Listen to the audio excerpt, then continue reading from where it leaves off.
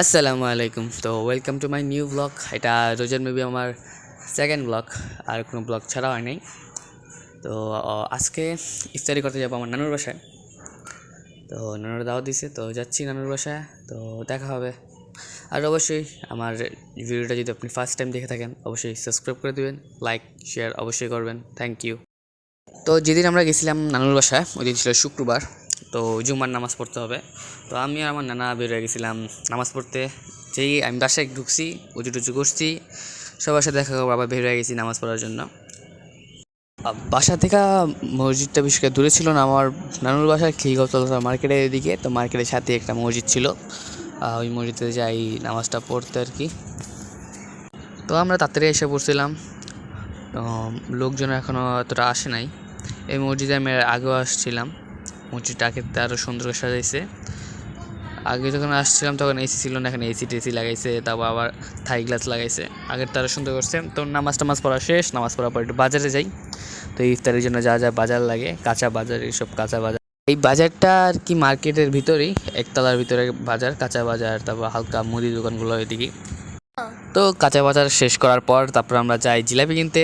তো জিলাপি কেনার পর আরও কয়েক আইটেম নাকি আছে, ওইসব কিনতে হবে। তো তাড়াতাড়ি কিনা ফেলেই ভালো, নাহলে আসরের পর অনেক ভিড় লেগে যায়। এই মানে সব দোকানের ভিতরে প্রায় আসরের টাইমে অনেক ভিড় হয়ে যায় আর কি। আমার নানুর বাসাটা মার্কেট এলাকার ভিতরে, তো ওইদিকে অনেক জনসংখ্যা, মানে মানুষ এখানে অনেক।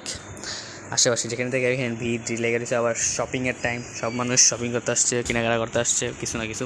তো আমরা যেদিকে হালিম কিনবো আর এদিকে এসে পড়ছি আমরা।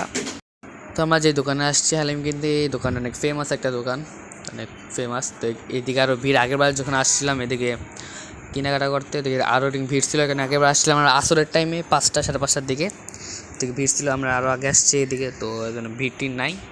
তো কেনাকাটা শেষ করার পর তাড়াতাড়ি আমার জায়গায় বাসায় যাওয়ার পর আরও কাজ আছে।